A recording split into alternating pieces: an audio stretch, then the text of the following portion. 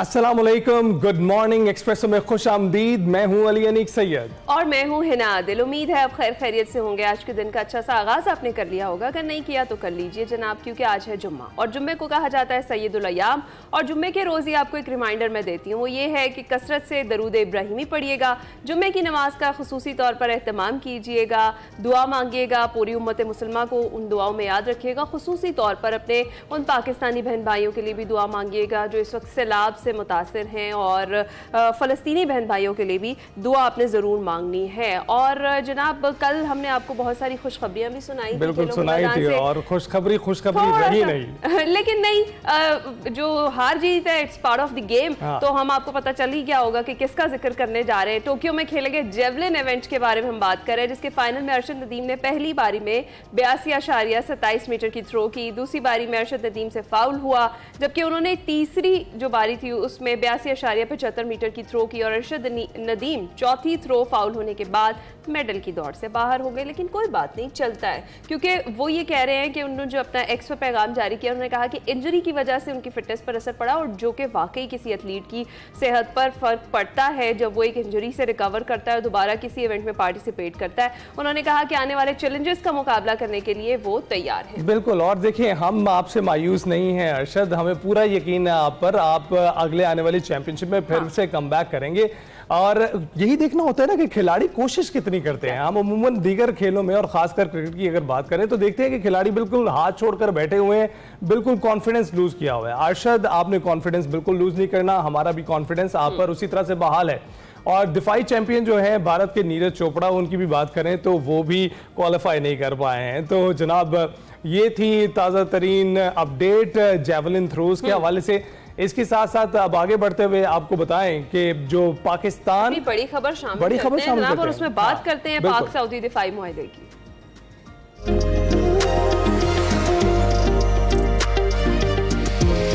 जनाब, पाकिस्तान और सऊदी अरब के दरमियान बड़ा बाहमी और तारीखी दिफाई मुआहदा 17 सितंबर को तय पाया था, जिसके मुताबिक पाकिस्तान हरमैन शरीफैन के तहफ़्फ़ुज़ और सऊदी अरब की सलामती में स्ट्रेटेजिक पार्टनर बन गया है।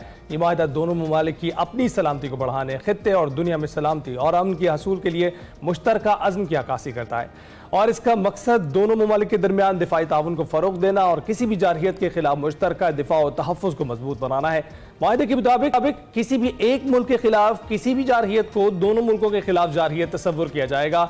और सऊदी वज़ीर दिफा खालिद बिन सुलेमान ने अपने ट्विटर पैगाम में कहा है कि सऊदी और पाकिस्तान जारहियत के मुकाबले एक ही सफ़ में हमेशा और अब तक। वज़ीर आज़म शहबाज शरीफ ने एक्स पर बयान में कहा कि रियाद के सरकारी दौरे पर शानदार इस्तकबाल पर मोहम्मद बिन सलमान और सऊदी क़यादत का शुक्रिया अदा करता हूँ। लड़ाका तैयारों के इस्तकबाल और गार्ड ऑफ ऑनर दोनों ममालिक के दरमियान मोहब्बत और एहतराम को जाहिर करता है। वफाकी वज़ीर इत्तलात अताउल्लाह तारर ने लंदन में मीडिया से गुफ्तगू की। उन्होंने कहा कि हरमैन शरीफैन की हिफाजत की सादत मिलना फ़ख्र की बात है। अल्लाह ताला ने फॉरेन पॉलिसी में पाकिस्तान को बड़ी इज्जत दी है। अल्लाह ताला ने पूरी एक टीम को ये इज्जत बख्शी है कि पाकिस्तान जो है और सऊदीया, जो मैं समझता हूँ कि हमें अल्लाह ताला ने हरमैन शरीफैन की जो सिक्योरिटी है वो पाकिस्तान के नसीब में आई है, पाकिस्तान के हिस्से में आई है। बिल्कुल बड़े फ़ख्र की बात है और बड़ी सादत है ये जो पाकिस्तान के नसीब में आई है। अताउल्लाह तारर साहब यही कहते हैं। और दूसरी जानिब इस हवाले से भारत में मोदी की खारजा पॉलिसी को लेकर अब तनकीद शुरू हो गई है, और ऐसे में अमेरिका ने भारत को एक और झटका दे दिया है। ट्रंप ने इंडिया को ईरानी चाबहार बंदरगाह से मुतालिक दी गई जो छूट है वो वापस ले ली है। सदर ट्रंप ने इंडिया को ये छूट अपने पहले दौरे सदारत में दी थी, और अमरीकी महकमा खारजा के मुताबिक सदर ट्रंप ने इस हवाले से हुक्मनामा जारी कर दिया, और अगर अब कोई ईरान से इस मामले में शराकत दारी आगे बढ़ाएगा तो उसे आलमी पाबंदियों का सामना भी करना पड़ सकता है। इस अमरीकी फैसले का इत्तलाक 29 सितंबर से बताया जा रहा है कि होगा। अमरीका ने दीगर ममालिक पर भी चाबहार बंदरगाह पर पाबंदियों से इस्तिस्ना खत्म कर दिया है। उधर अमरीकी सदर डोनाल्ड ट्रंप ने कहा है कि अमरीका अफगानिस्तान में बगराम एयरबेस वापस लेने की कोशिश कर रहा है। लंदन में बरतानवी वज़ीर आज़म कीर स्टारमर के हमरा न्यूज़ कॉन्फ्रेंस करते हुए अमरीकी सदर का कहना था कि एक छोटी सी ब्रेकिंग न्यूज़ हो सकती है। सदर ट्रंप का यह भी कहना था कि हम अपना फौजी अड्डा वापस चाहते हैं। उसकी वजह यह है कि 1 घंटे के फासले पर है जहां से चीन अपने जौहरी हथियार बनाता है। सदर डोनाल्ड ट्रंप अफगानिस्तान से अपने मुल्क की फौज के इनखला के बाद से मुतअद्दिद मरतबा ये कह चुके हैं कि अमेरिका को अफगानिस्तान में बगराम फौजी अड्डा नहीं छोड़ना चाहिए था। We were going to keep Bagram, the big air base, one of the biggest air bases in the world. We gave it to them for nothing. We're trying to get it back, by the way. Okay, that could be a little breaking news. We're trying to get it back because they need things from us. We want that base back. But one of the reasons we want the base is, as you know, it's an hour away from where China makes its nuclear weapon. गुफ्तगू आपने सुनी Trump के। आमिर इलियास राना साहब senior तजज़ियेकार इस वक्त हमारे साथ मौजूद हैं। आमिर साहब गुड मॉर्निंग, कैसे हैं आप? जी अल्हम्दुलिल्लाह बिल्कुल ठीक ठाक। आमिर साहब कितना खुश होना चाहिए हमें इस मुआहदे को लेकर, क्योंकि हम काफ़ी देर से ये एक्सपेक्ट तो कर ही रहे थे और हम देख रहे थे कि पाकिस्तान मुसलसल अपनी सपोर्ट, अपनी ताकत सऊदीया के साथ जो है वो शामिल किए हुए था, लेकिन अब ये बाज़ाब्ता तौर पर हो गया है। इसको कैसे देखना चाहिए? बस इसको देखने से पहले जो फिक्रा अरशद के हवाले से बताया आप लोगों ने और साथ कहा कि दिफाई चैंपियन यानी इंडियन खिलाड़ी भी रह गए, तो बस हमारी तो पूरी होगी ना कि ये फिर इस पे आ जाता हूं मैं, क्योंकि ये फिक्रा भी इसी तरह ही था। मैंने भी उतना ही महसूस किया और उसको एंजॉय किया कि इसको इसी तरह लेके चलें। ये बिल्कुल उसी तरह ही है जो जाहिर है फिर सऊदी अरब के साथ मुआहदा होना, जहां इंडिया हमें ठेंगे दिखा रहा था कि देखो हमें सबसे बड़ा अवार्ड दिया मोदी को, मोहम्मद बिन सलमान ने उनको एस्कॉर्ट किया था और इस्तकबाल हुआ और $बिलियन ऑफ डॉलर्स की इन्वेस्टमेंट इंडिया में हुई। लाखों इंडियंस जो हैं वो सऊदी अरब में काम करते हैं। तो ऐसे माहौल में वो आज कल से चल रही है ना कि मोदी और नेतन्याहू का शुक्रिया अदा करना चाहिए हमें कि वो इस तरफ लेके आए कि मोदी ने जो जंग पहलगाम से शुरू की उसने सदर ट्रंप को मुतवज्जो किया कि भाई ये तो जिस शेर पे हम खड़े थे उसको तो गिदड़ निकला है। 4 घंटे में गिदड़ कुट खा के वो भाग लिया वहां से मैदान से इंडिया, और पाकिस्तान का नाम रोशन हुआ और हमारे फील्ड मार्शल वहां पे फिर आसिम मुनीर साहब मिलके भी आए सदर ट्रंप से, और अब 25 सितंबर को मुतवक्को है यही मुलाकात के वजीर आजम शहबाज शरीफ और फील्ड मार्शल सदर ट्रंप से अमेरिका में दोबारा मिल रहे हैं। अच्छा, फिर ये जो दूसरा काम नेतन्याहू ने जो अभी ताज़ा तरीन किया कि क्योंकि जो दोहा पे हमला हुआ उसने अरब ममालिक को सोचने पे मजबूर किया कि दुनिया की सारी टेक्नोलॉजीज लेके अपने दिफा के लिए, और हम एक बटन चलाने के काबिल नहीं थे खुद से, और उन्होंने आके नेतन्याहू ने हमला किया दोहा पे और फिर अश्क शोइयां। और जब ट्रंप ने कहा कि मुझे आखिरी 10 मिनट में पता चला, तो अमरीकियों ने, इसराइलियों ने फिर खबर लीक की कि नहीं हमने 50 मिनट पहले बता दिया था। तो इसराइल बिल्कुल पीछे नहीं जा रहा। तो सऊदी अरब के मोहम्मद बिन सलमान को भी बात समझ आ गई। वो पहले ही पाकिस्तान और सऊदी अरब दोनों बहुत अच्छे मुआहदे में शामिल हैं। हमें किसी मुल्क के किसी मुआहदे से कोई प्रॉब्लम नहीं होती। इंडिया और सऊदी अरब का अगर मुआहदा था तो वो उनकी मर्जी थी। चाबहार पे जिसका भी आपने जिक्र किया, अगर इंडिया ने बनाई थी ग्वादर के मुकाबले में डेवलप कराई थी, तो आज अगर अमेरिका ने कहा है कि आपके ऊपर से जो पाबंदियों का इस्तिस्ना था वो हम खत्म कर रहे हैं, तो ये अमेरिका और इंडिया की मर्जी। अब आ जाए पाकिस्तान के ऊपर। पाकिस्तान और सऊदी अरब ने जो मुआहदा किया है वो किसी मुल्क के खिलाफ नहीं किया, वो पाकिस्तान और सऊदी अरब के अपने दिफा से मुताल्लिक किया है। एक दूसरे पे बाहमी ट्रस्ट का नतीजा है कि हमें अल्हम्दुलिल्लाह हरमैन शरीफैन की हिफाजत की बाज़ाब्ता जिम्मेदारी मिल गई पाकिस्तान को। ये किसी एक शख्स, किसी एक इदारे, किसी सदर, वजीर आजम, फील्ड मार्शल की नहीं, ये हमारे सारे पाकिस्तानियों की सादत है कि सऊदी अरब जैसे मुल्क का दिफा जहां अरमान शरीफैन है वो हमारे जिम्मे आया है, और सऊदी अरब का हमारे पास आया। तो एक पे हमला दूसरे पे हमला जो तस्वर करने का जारी किया गया बयान, ये बुनियादी तौर पे बिजलियां कड़का रहा है। और वहां पे जो कुछ इंडियन मीडिया इस वक्त स्यापा डाले हुए है, कम से कम लफ्ज ये है, बैन डाल रहा है वहां पे कि ये क्या हुआ है। वो पूछ रहे हैं कि तुम्हारी खारजा पॉलिसी मोदी क्या है, जयशंकर तुम क्या करते फिर रहे हो, कि पाकिस्तान जो है वो चाइना के साथ भी ठीक है, पाकिस्तान अमेरिका के साथ भी ठीक है, पाकिस्तान के साथ अब सऊदी अरब भी आ गया है। तो अगर हम ऑपरेशन संदूर शुरू करते हैं तो ये तो फिर सऊदी अरब साथ खड़ा होगा। देखिए, आपको याद होगा आदिल अल जुबैर जो मिनिस्टर ऑफ स्टेट है सऊदी अरब के, वो इंडिया भी गए थे, पाकिस्तान भी आए थे। इंडिया गए और फिर रियाद गए, फिर रियाद से वापस इस्लामाबाद आए और फिर जाके बताया जो जंग रुकवाने की कोशिश हो रही थी। तो अब भी जब सऊदी अरब कोई किरदार अदा करेगा तो वो एज ए पाकिस्तान कर रहा होगा ना, और पाकिस्तान जब किरदार अदा करेगा, अगर वहां पे एग्रेशन होता है, जो सबसे बड़ा खतरा जाहिर है कि इसराइल का उनको मौजूद है, तो अल्हम्दुलिल्लाह जो पाकिस्तान ने 10 मई को अपनी स्पेस एंड वारफेयर टेक्नोलॉजी दिखाई है, उसके अंदर हमने जो कुछ किया, लोगों ने तो उसे तो आमिर साहब आपसे यही जानने की कोशिश कर रहे थे कि कितना इसका हिस्सा है इस मुआहदे में जो मई में हुआ, 6 मई से 10 मई के दौरान जो कुछ हुआ, उसने कितनी कंट्रीब्यूशन की है इस मुआहदे में?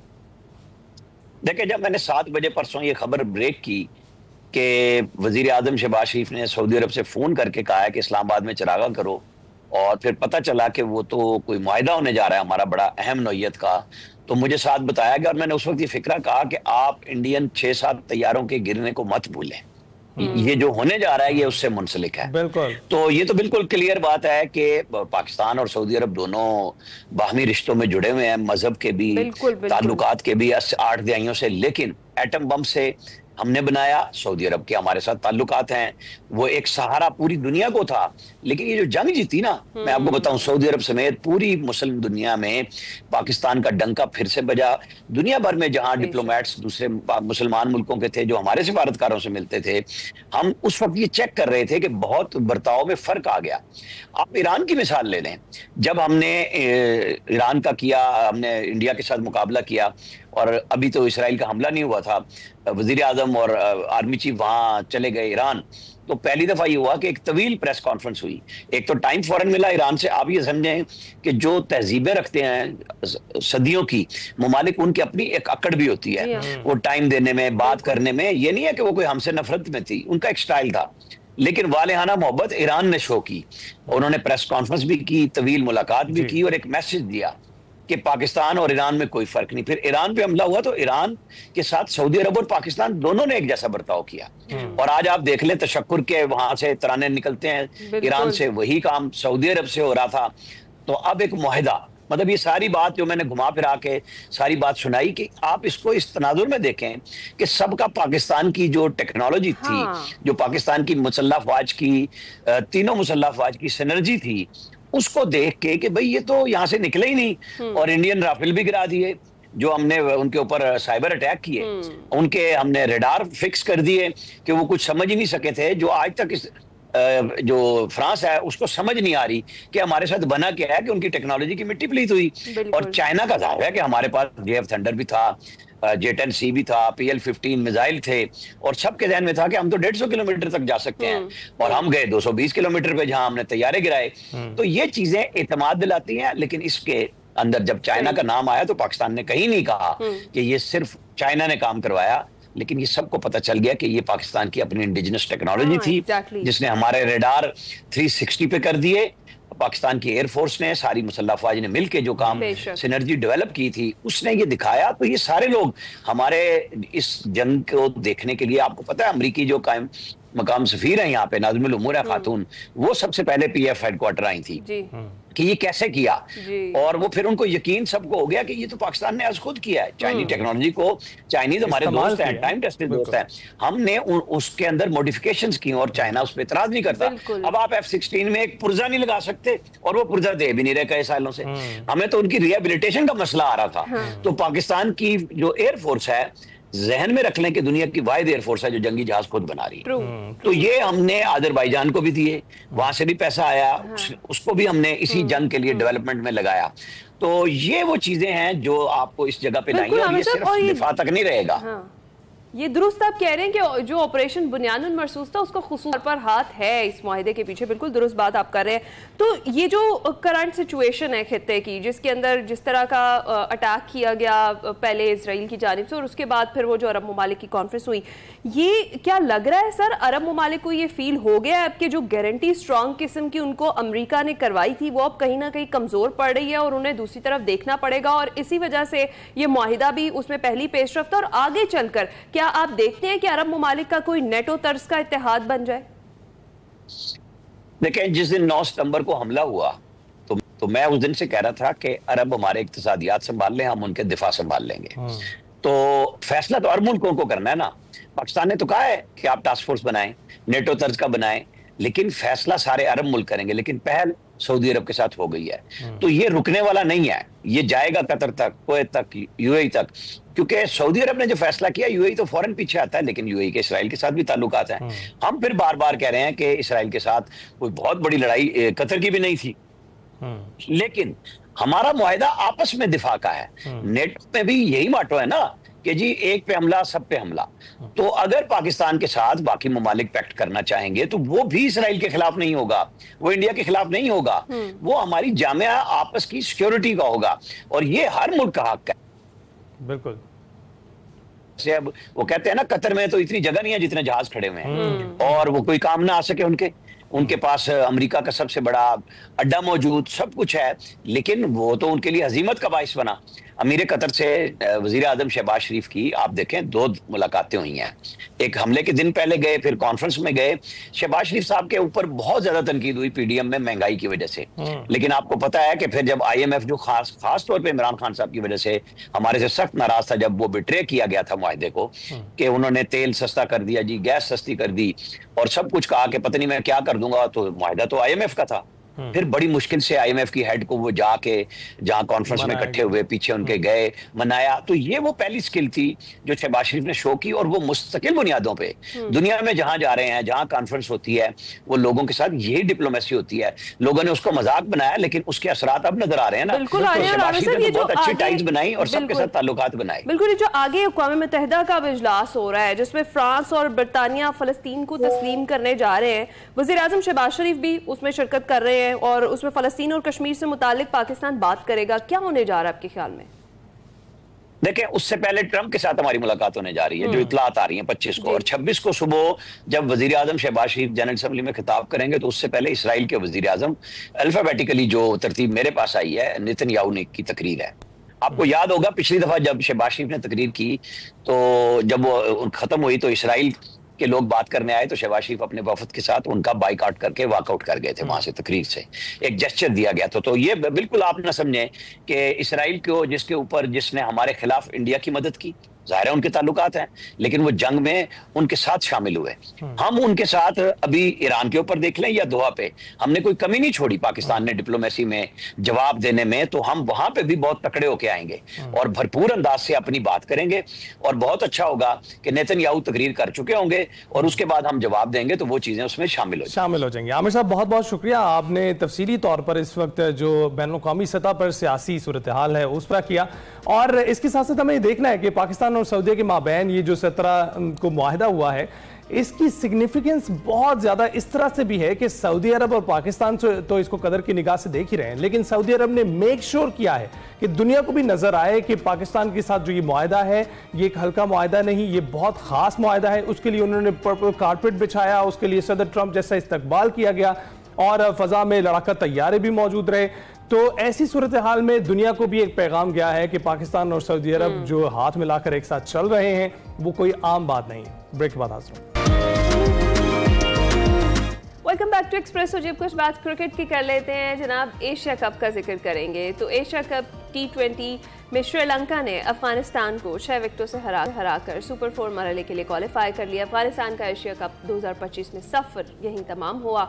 जबकि ग्रुप बी की अगर बात करें तो वहां से श्रीलंका अपने साथ बांग्लादेश को भी सुपर 4 में ले गया है। ग्रुप बी में श्रीलंका मुसलसल 3 मैचेस में कामयाबी के साथ 6 पॉइंट्स हासिल करके पहली पोजीशन पर है, जबकि बांग्लादेश के 4 पॉइंट्स के साथ दूसरा नंबर है। दूसरी जानिब सुपर 4 मरहले में पाकिस्तान और भारत 21 सितंबर को एक बार फिर आमने सामने होंगे। जो सब कुछ हुआ वो सब हमारे सामने ही है। उस मैच के बाद क्या क्या हुआ और फिर फाइनली हमने मैच भी खेला और वो हम जीत भी गए। और अब ग्रुप ए में पाकिस्तान और भारत ने अगले मरहले के लिए क्वालिफाई किया और भारत का अभी एक मैच बाकी है। भारत अपना तीसरा मैच ओमान के खिलाफ खेलेगा। सुपर 4 मरहले में हर टीम ने 3 मैचेस खेलने हैं, एक अपने ग्रुप से पहुंचने वाली टीम और फिर एक मैचेस दूसरे ग्रुप से पहुंचने वाली 2 टीमों के खिलाफ होंगे। यहाँ से 2 टॉप टीमें फाइनल के लिए क्वालिफाई करेंगी। उधर कौमी कप्तान सलमान अली आगा का कहना है कि अब तक अपना बेस्ट नहीं दे सके। शाहीन अफरीदी हमारे मैच विनर हैं, अब्रार अहमद हर मैच में अच्छी बॉलिंग कर रहे हैं।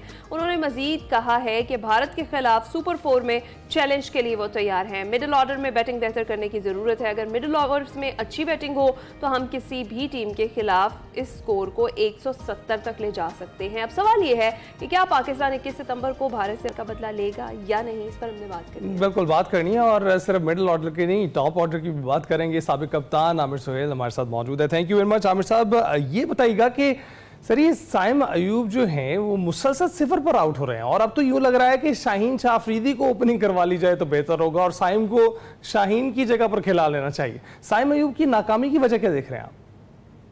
देखिए, मुझे ये लग रहा है कि साइम अयूब थोड़ा सा उनकी थिंकिंग में कंफ्यूजन है और उसके बाद वो जो उनकी अप्रोच है टुवर्ड्स बैटिंग वो काफ़ी ज़्यादा स्टबन है।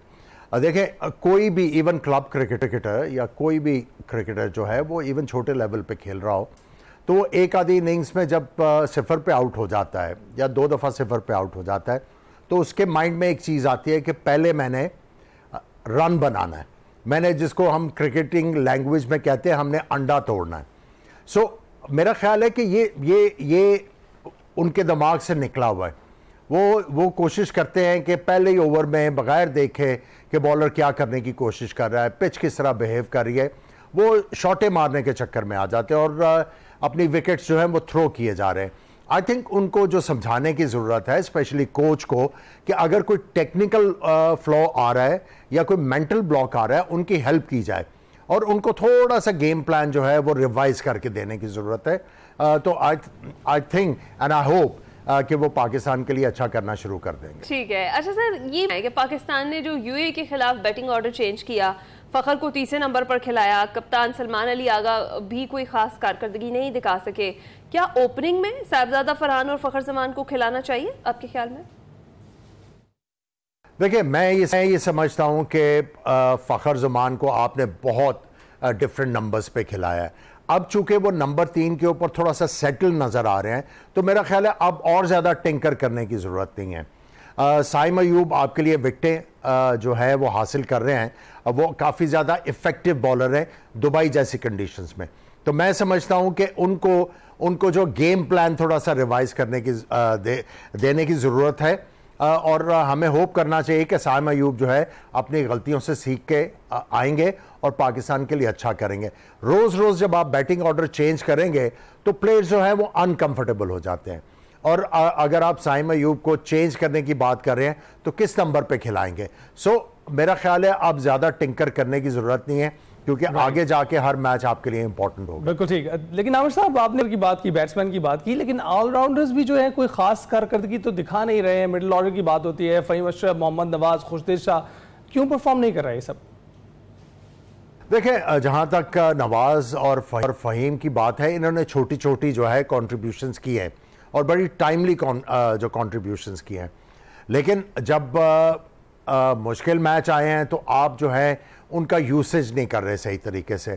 मैं समझता हूं कि आपको जो है 100% श्योर हो के जो आपकी टीम का पोटेंशियल है, जो आपके पास प्रीमियम स्किल्स अवेलेबल है, उनका यूसेज करना सीखें।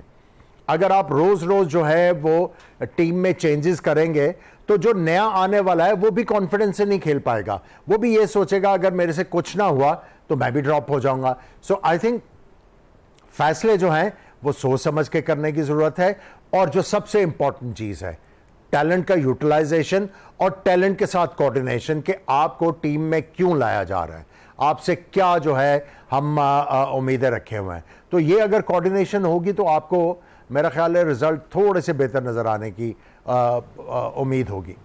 ठीक है, ये तो सर मैचेस का जिक्र हमने कर लिया, आगे आने वाले जरा बड़े मार्के की बात कर लेते हैं। 21 सितंबर को एक बार फिर पाक भारत टाकरा होने जा रहा है। क्या आपको लग रहा है इस बार पाकिस्तान भारत को काबू कर पाएगा या फिर एक बार फिर हमें सबको मायूसी का सामना करना पड़ेगा? देखिए, पाकिस्तान को बहुत अच्छी क्रिकेट खेलनी पड़ेगी और पाकिस्तान को जो मैच होगा उसमें कम से कम गलतियां करनी होंगी और जो भी प्लानिंग करके ये आएंगे, क्योंकि पिछले मैच में प्लानिंग नज़र नहीं आई।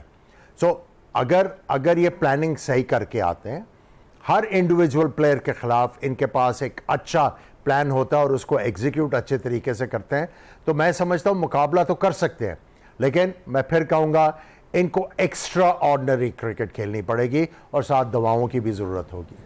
राइट। तो आमिर साहब, आपको लगता है हमारी कौमी टीम इतनी बासलाहियत है, इतना स्किल है उनके पास कि वो भारत को शिकस्त दे सके? देखिए, जब लड़के पाकिस्तान को रिप्रेजेंट कर रहे होते हैं और ये बहुत बड़ा ऑनर है और फिर आप में अगर आपको पाकिस्तान से खिलाया जा रहा है तो सेलेक्टर्स ने इसी वजह से आपको खिलाया ना कि आप में सलाहियत मौजूद है। और आपके जो सेलेक्टर हैं आकिब जावेद, उन्होंने जब टीम अनाउंस की थी तो उन्होंने भी यही कहा था कि हम इंडिया को हरा सकते हैं। अब सवाल यह है कि आपने किस तरह हराना है। अगर आपने उनको हराना है तो फिर आपके पास जो है जो रिसोर्सेज हैं उनको जो है आपने इस्तेमाल करना है प्रॉपर तरीके से और प्रॉपर प्लानिंग करके आनी है और बैट्समैनों ने जो है अब जिम्मेदारी लेनी है, क्योंकि बॉलर्स ने कदरे बेहतर परफॉर्मेंस की है। अगर आप ट्राई नेशन सीरीज में देखें या अभी आप एशिया कप में देखें तो बॉलर्स की कारकर्दगी को इतनी बुरी नहीं है। बैटिंग का जो है वो हमें रन्स का फुकतान है। अगर बैट्समैन जिम्मेदारी लेके 160-70 के करीब टोटल कर लेते हैं तो मेरा ख्याल है कि पाकिस्तान के बॉलर्स जो हैं वो भरपूर मुकाबला करेंगे। अच्छा, ये बताएं कि टॉस की क्या इंपॉर्टेंस होगी इस मैच में? खास तौर पर पाकिस्तान को क्या करना चाहिए भारत के खिलाफ मैच में? पहले बैटिंग करनी चाहिए या फिर बॉलिंग? देखिए, ये तो कंडीशंस को देख के ही आप फैसला करेंगे, लेकिन जो चीज़ है, रन्स ऑन द बोर्ड हमेशा प्रेशर लेके आते हैं। आप ये देखें कि पिछले मैच में थोड़ा सा नर्वसनेस तो आई थी इंडियन बैटिंग लाइनअप में, थोड़ा सा मुतात होकर खेलना शुरू हो गए। तो अगर आपके पास 25-30 रन ज़्यादा होते तो आप और ज़्यादा बेहतर मुकाबला कर सकते थे। देखिए, ये फैसला है ऑन दैट डे, और उसके बाद आपने ये देखना है कि हमें कितना टोटल करना है कि हमारे बॉलर्स जो हैं उसको अच्छी तरीके से डिफेंड कर लें। राइट, ऑन स्पॉट फैसला लेने का। अच्छा, ये बताइए कि पाक भारत मैच हमेशा से हाई वोल्टेज होता है और असाब की जंग होती है, कौमी टीम को इसमें क्या पैगाम देंगे? देखिए, मैं समझता हूं कि सबसे इंपॉर्टेंट चीज़ है कि मैच को आपने इंजॉय करना है। आपने उसको अपने ऊपर हावी नहीं करना। आपने बॉल बाय बॉल क्रिकेट खेलनी होती है, उसके बाद आपने एटमॉस्फेयर इंजॉय करना होता है।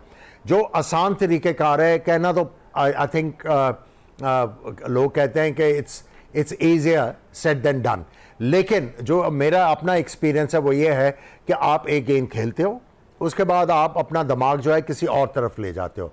अगर आप मैच के बारे में ही सोचते रहोगे और यही सोचते रहोगे कि यार मैं परफॉर्म करूंगा या नहीं करूंगा, तो आपके ऊपर प्रेशर रैंप अप करता है और फिर आप गलतियां करते हो। आपने स्विच ऑन और स्विच ऑफ होने का तरीका सोचना, और जो सबसे इंपॉर्टेंट चीज़ है, अपने ऊपर बिलीव रखना है और एटमॉस्फेयर को एंजॉय करना है। ठीक है, बहुत बहुत शुक्रिया आमिर सुहेल साहब, साबिक कैप्टन हमारे साथ मौजूद हैं। कौमी टीम की कारकर्दगी पर हम बात कर रहे थे, खुसूसी तौर पर क्या तैयारी होनी चाहिए आगे आने वाले मैच के लिए, इस पर हम बात कर रहे थे।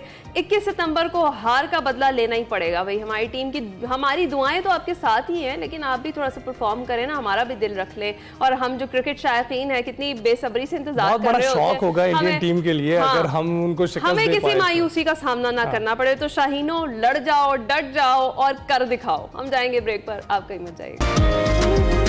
Welcome back. जनूबी पंजाब में तबाही मचाने के बाद अब सैलाबी रैले सिंध में दाखिल हो रहे हैं। सक्खर बैराज और गुड्डू बैराज पर पानी में नुमाया कमी रिकॉर्ड की गई है। सक्खर और गुड्डू पर दरमियाने और कोटरी बैराज पर निश्चित दर्जे का सैलाब इस वक्त भी मौजूद है और सक्खर बैराज पर पानी की आमद 4,99,000, गुड्डू बैराज पर 4,26,000 और कोटरी बैराज पर 3,15,000 क्यूसेक रिकॉर्ड की गई है। इस पर हमने बात करनी है और बात करने के लिए हमारे ब्यूरो चीफ सक्खर शहजाद तबानी हमारे साथ मौजूद है। जी हाँ, अस्सलाम वालेकुम शहजाद, बताइएगा करंट सिचुएशन क्या है और पानी की सतह मुसलसल उसमें कमी वाक़ हो रही है, ये भी बताया जा रहा है।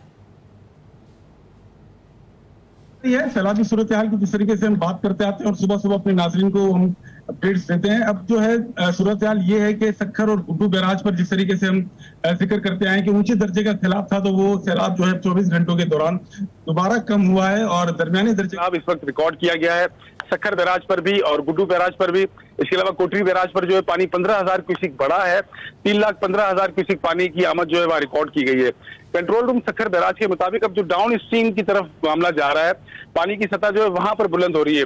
गुड्डू बैराज पर जो है पानी कम हो गया है, 4 दिनों के दौरान 2 लाख क्यूसेक पानी कम हुआ है। इसी तरीके से सक्खर बैराज पर 50,000 क्यूसेक जो है वो 24 घंटों के दौरान कम हुआ है। तो पानी जो है वो दरिया सिंध के अंदर कम हो रहा है, उसकी सतह कम हो रही है, लेकिन जो दरिया सिंध के हिफाजती बंद हैं उनके ऊपर दबाव अभी भी बरकरार है, क्योंकि दरमियाने दर्जे का सैलाब भी यहाँ पर जो है वो बहुत ज्यादा होता है। खासतौर पे देहातों के अंदर जो है वो बड़ी प्रॉब्लम्स होती हैं। इस वक्त भी कई इलाके ऐसे हैं, नौशेरो फिरोज, खैरपुर ऐसा है, दादू है, कनकोट है, घोटकी और दीगर इलाके हैं, उनके जो देहात हैं, जो दही इलाके हैं, जो 2-2.25 लाख किसी के ऊपर जो है उनमें सैलाबी पानी दाखिल होना शुरू हो जाता है। तो वो अपनी फसलों को और अपने घरों को बचाने के लिए जो बंद बनाते हैं, जिसको जमींदार बंद कहा जाता है, वो जो है कई मकामात से टूट गए हैं। तो पानी जो है वो उनके घरों के अंदर दाखिल है, उनकी फसलें जो हैं वो तबाह हो गई हैं और उसके अलावा जो उनकी हजारों एकड़ पर मुश्तमिल ज़रई जमीनें हैं वो जो है वो पानी तले इस वक्त आई हुई है। तो ये तमाम तर सूरत हाल प्रॉब्लम वाली है।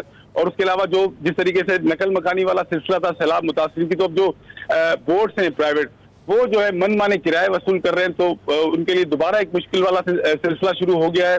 और जो कैंप्स लगे हुए हैं, रिलीफ कैंप्स, उनके अंदर सहूलियात जो है वो ना होने के बराबर है, क्योंकि जैसे ही पानी थोड़ा सा कम हुआ है तो इंतजाम जिस तरीके से हम देखते आ रहे थे कि अच्छे इंतजाम हुए हैं, लेकिन अब वो आहिस्ता आहिस्ता इंतजाम भी जो है वो बिल्कुल तकरीबन ही खत्म कर लिए गए। कई मकामात पर हमने ये देखा है कि वहां से कैंप्स जो है वो हटा दिए गए और सैलाब मुतासिरीन भी कुछ तादाद उनकी ऐसी है जो वापस चली गई है। वो कहती है यहाँ सहूलत नहीं है, हम अपने घरों की तरफ जाए। वहाँ दीगर मसले जो है वो शुरू हो गए, वहाँ चोरियां शुरू हो गई हैं और वहाँ और जो उनकी जो चीजें पड़ी हुई थी वो वहाँ से जो है लोगों ने उठा ली हैं, जो दूसरे लोग हैं। तो ये तमाम तर सूरत हाल है। लेकिन अब ये जो सबसे बड़ा मरहला है, सैलाब का पानी जरूर कम हुआ है, लेकिन अब जिस तरीके से सैलाब मुतासिरीन को वापसी उनके इलाकों की तरफ भेजना और जो उनके नुकसानात हुए उनका कुछ ना कुछ अजाला करना और जिस तरीके से उनकी फसलें तबाह हो गई हैं तो उनके लिए खाद और बीज की फराहमी करना, ये भी एक बहुत बड़ा चैलेंज है, क्योंकि अब 6 महीनों तक जो है ये सूरत हाल देहातों में बरकरार रहेगी। कुछ इलाके दरिया सिंध के ऐसे भी हैं जहां पर पानी जब जाता है, ज्यादा पानी हो जाता है, तो वो वहां के लोगों के लिए फायदेमंद भी साबित होता है, क्योंकि जिस तरीके से नए पानी के साथ नई मिट्टी भी आती है तो कहा यह जाता है कि उनकी जमीनें जो हैं वो जरखेज हो जाती हैं। लेकिन वो जमीनें जब जरखेज होंगी जब पानी सब खत्म हो जाएगा और दोबारा से जो है वो स्टेबल हो जाएंगे अपनी जगह पर आ जाएंगे। लेकिन शहजाद, अभी आपने बताया सैलाबी सूरत हाल में तो हुकूमत सिंध ने इकदाम किए हैं, नजर रखी है इसके ऊपर, जो रैले गुजर रहे थे। इसके बाद की सूरत हाल जिसमें पानी निकालना और फिर लोगों को ऐसी सहूलियात मुयसर करना कि वो दोबारा से अपनी इन जमीनों पर काश्तकारी कर सकें, फसलें उगा सकें, ऐसी कोई सूरत हाल पैदा होती हुई दिखाई दे रही है आपको? अली बिल्कुल आप ठीक कह रहे हैं। अभी 2 दिन पहले सीएम ने बात की है, वज़ीर आला सिंध ने ये कहा है कि आफतज़दा करार दिए जाएंगे इलाके, लेकिन अभी ये सिर्फ कहा गया है। लेकिन माजी में जिस तरीके से हम देखते आए हैं कि इमदाद का ऐलान किए जाते हैं लेकिन वो इमदाद सबको नहीं मिल पाती और दीगर जो वादे किए जाते हैं वो सिर्फ ऐलानों की हद तक ही रह जाते हैं। तो लग यही रहा है कि इस दफा भी जो है वो ये जो लोग हैं जो मुतासिर हुए हैं, बड़ी तादाद में मुतासिर हुए हैं, वो दोबारा वापस जाएंगे। आए भी वो इसी सूरत हाल में से, परेशान हाल में, और जा भी जब रहे हैं तो वो भी सूरत हाल जो है उनके लिए वो ठीक नहीं है, क्योंकि अब उनको वापस भेजने के लिए जो इंतजाम है, जिस तरीके से शुरू में हम देख रहे थे बोट्स खड़ी हुई है और बहुत एक बड़ी जो हाइप क्रिएट की गई थी, तो वो आहिस्ता आहिस्ता खत्म होती जा रही है। और माजी की तरह लग ये रहा है कि इस बार भी मुतासिर जो है वो मुतासिर होकर यहाँ से जाएंगे। मुतालबा किया था, कल हमने बात की थी कुछ मुतासिर से, तो वो ये कह रहे थे कम से कम हमें 2 माह के लिए राशन फराम किया जाए, ताकि जब तक हमारे मसले हैं, जब तक ये पानी खड़ा है, तो हम कम से कम जो है अपने घर का चूल्हा जो है वो ठीक तरीके से उसको जला सके और अपने बच्चों के लिए जो है वो जो ग़िज़ाई किल्लत का सामना है वो खत्म हो सके। तो ये सूरत हाल है इस वक्त। अब पानी कम तो हो रहा है, जायज भी है शहजाद, बिल्कुल दुरुस्त वो कह रहे हैं। अच्छा, मुझे ये बताएं, आपने बताया कि इधर पानी कम हो रहा है, डाउन स्ट्रीम में जाकर पानी जो है वो उसकी सतह बुलंद हो रही है। कौन से ऐसे इलाके हैं, जगह है जहाँ पर अब ये पानी जाकर इकट्ठा हो रहा है और वहाँ की क्या सिचुएशन है? देखिए, बिल्कुल जिस तरीके से गुड्डू बैराज पर सैलाब आया, बड़ा सैलाब आया, ऐसे सक्खर बैराज पर आया, फिर सक्खर बैराज के बाद अब कोटरी बैराज की तरफ जा रहा है, उसके बाद दरिया सिंध की तरफ हो जाता है। जिले जो हैं सिंध, अंदरून सिंध के, अपर और लोअर सिंध के जो है वो जिले मुतासिर हो रहे हैं। खैरपुर का जिला है जिस तरीके से, नौशेरो फिरोज है, इसके आगे जाकर जो है दीगर अजला है, छोटे शहर हैं, छोटे कस्बे हैं।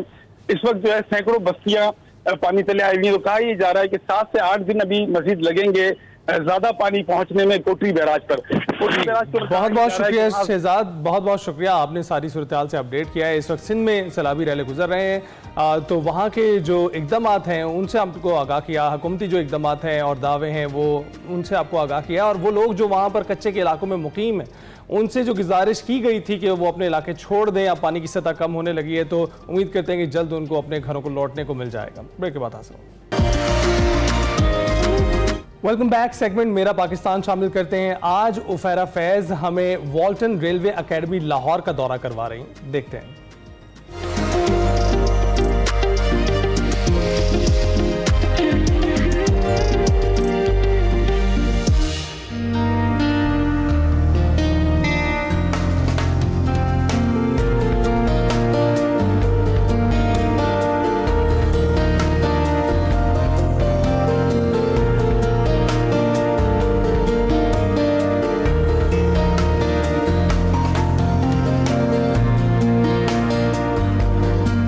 वॉल्टन रेलवे एकेडमी लाहौर, बरतानवी दौर की ये बिल्डिंग पुराने इंजन्स और सिग्नल मॉडल से लेकर जदीद दौर की टेक्नोलॉजी और सिमुलेटर्स तक सब कुछ आपको एक छत के नीचे दिखाई देगा। यूं कहा जाए कि माजी और हाल एक साथ दिखाई देते हैं तो गलत ना होगा। तो आइए आपको लेकर चलते हैं और इस एकेडमी का विजिट कराते हैं।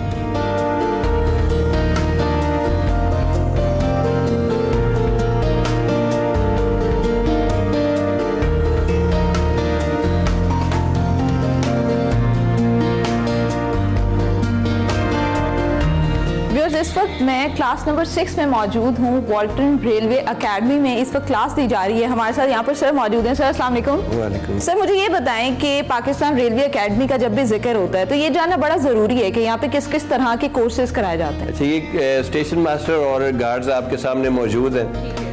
हम इनको जो है जब इनके प्रमोशंस होती है उससे पहले भी इनको मुख्तलिफ कोर्सेज करवाते हैं। उसके अलावा रिफ्रेशर के तौर पे भी हम करवाते हैं, चूँकि इनकी पब्लिक डीलिंग होती है तो पब्लिक के साथ साथ इंटेंजल हो कि बाद दफ़ा बंदे की जो है ना वो मेंटेलिटी वो नहीं रहती। हम दोबारा इनको यहाँ पे बुलाते हैं और इनको हम दोबारा रूल ऑफ लॉ बताते हैं कि इन कंडीशंस के तहत आपने बिल्कुल पोलाइट रह के किस तरह जो है अपने रेलवे के रूल्स को भी इम्प्लीमेंट करना है और किसी की दिल आज़ारी भी नहीं करनी। ये जितने भी थ्योरेटिकल कोर्सेज हैं जी उनका ड्यूरेशन कितना होता है? 13 मैक्सिमम 13 हफ्ते का होता है, कुछ 12 वीक के होते हैं, कुछ 10 वीक के, इस तरह। बहुत शुक्रिया सर।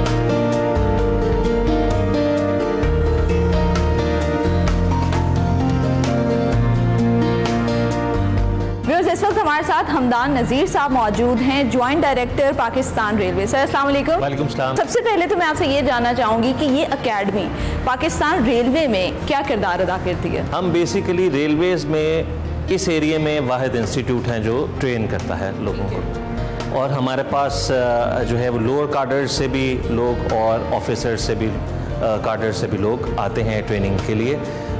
पाकिस्तान में रेलवे ट्रेनिंग में और कोई इंस्टीट्यूट नहीं। ठीक है, तो सर मैंने इस इदारे के बारे में सुना है कि ये वो वाहिद इदारा है पाकिस्तान रेलवे एकेडमी जहाँ पर दुनिया भर से लोग आते हैं ट्रेनिंग लेने के लिए। क्या ये सच है? पहले जब सब कॉन्टिनेंट इकट्ठा था उस वक्त भी ये चलता रहा, और फिर जब पाकिस्तान बना तो यहाँ जो हमारी रेलवे एकेडमी है यहाँ के इंस्टीट्यूट को यूनाइटेड नेशन ने डिक्लेयर कर दिया एफ्रो एशियन कंट्रीज़ के लिए एक ट्रेनिंग इंस्टीट्यूट। तो हर साल हमारे पास बहुत सारे फॉरनर्स एफ्रो एशियन कंट्रीज से आते हैं ट्रेनिंग के लिए। इस साल भी इंशाल्लाह आएंगे। तो सर मुझे ये बताएं कि यहाँ पर जितने भी ऑफिसर्स आते हैं या जितना भी रेलवे का अमला यहाँ पर ट्रेनिंग लेता है वो किस तरह इस बात को यकीनी बनाता है कि नेशनल और इंटरनेशनल लेवल पर उनकी एक पहचान बन जाए? देखें, रेलवे एक बड़ा स्पेसिफिक सा डिपार्टमेंट है और इसकी ट्रेनिंग इस तरह तो है नहीं कि आप किसी स्कूल कॉलेज जाके ट्रेनिंग शुरू कर देंगे। So you need certain facilities, certain आपकी जार्गन है, लैंग्वेज है, सर्टन कॉन्सेप्ट्स हैं, वो सारी दुनिया में रेलवेज़ के एक हैं, चाहे वो हाई स्पीड रेलवेज़ हो, चाहे वो बिल्कुल स्लो स्पीड रेलवेज़ हो, चाहे मीडियम हमारे जैसी रेलवेज़ हो। जहाँ तक मामला है टेक्नोलॉजी का, वो वक्त के साथ साथ आहिस्ता आहिस्ता इम्प्रूव हो रही है। तो आपके रिप्रेजेंटेटिव्स जहाँ पे भी दुनिया में जाते हैं रेलवे के, क्योंकि कॉन्सेप्ट सेम है, ट्रांसपोर्टेशन के कॉन्सेप्ट सेम है, so they are known for being railway man. Thank you so much sir for your time.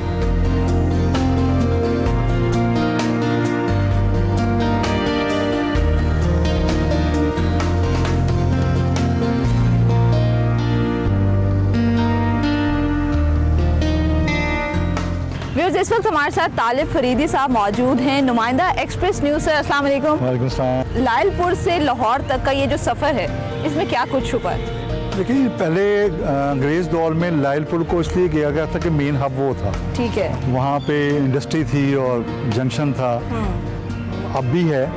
तो इसलिए फिर जब महसूस किया उन्होंने कि एक ऐसी एकेडमी होनी चाहिए, क्योंकि वो एक छोटे से कमरे की एकेडमी 10 मरले के करीब, फिर इसको इस्टेब्लिश किया 1925 में। अच्छा। 1925 में ये बननी शुरू हुई और 1929 में कंप्लीट हुई। ठीक है। कंप्लीट होने का 1930 में बाकायदा तौर पे ये फंक्शन ऑपरेशन इसमें यहाँ पे स्टार्ट शुरू हो गया। हिंदुस्तान पाकिस्तान बना तो पाकिस्तान रेलवे के 4 हेडक्वार्टर थे, एक लाहौर में, एक चट्टागांव बांग्लादेश में, एक मुंबई में, एक कलकत्ता में। ओके। ये डिवीज़न की हुई थी उन्होंने ना। ठीक है। और ये स्टीम इंजन भी पाकिस्तान के पास 2 थे, अब 1 है, और 1865 में ट्रेन का सफ़र शुरू हो चुका था। तो ये स्टीम इंजन जो था जिस कंपनी ने 1908 में यहाँ पे लेके आए, और उसके बाद गोलों ने ये पूरी एकेडमी बनाई। और ये एकेडमी एक अपनी जगह बड़ी यूनिक है। ये पाकिस्तान की वाहिद एकेडमी है और इसके पैरेलल एक एकेडमी कलकत्ता इंडिया में मौजूद है। उन्होंने तो बड़ा संभाल के रखा है इस चीज़ को, तो हम क्यों पीछे हैं? इसलिए पीछे कि देखिए, इंडिया जो है ना $27 अरब खर्च करता है रेलवे के ऊपर, उसकी वजारत ही अलग है। वहाँ पे कोई भी मंसूबा रेलवे के बगैर शुरू नहीं होता। बदकिस्मती रेलवे की ये है कि यहाँ पे 22.5 अरब साल के मिले। इस बिल्डिंग को अगर अपग्रेड किया जाता, जदीद टेक्नोलॉजी, एक सिमुलेटर सिस्टम यहाँ पे मौजूद है जो ख़राब हुआ है। अच्छा, वो भी खराब है? हाँ, वो खराब है। Okay. एक पुर्जा उसका खराब है, अभी तो ठीक नहीं हो रहा है। बहुत शुक्रिया आपके वक्त का।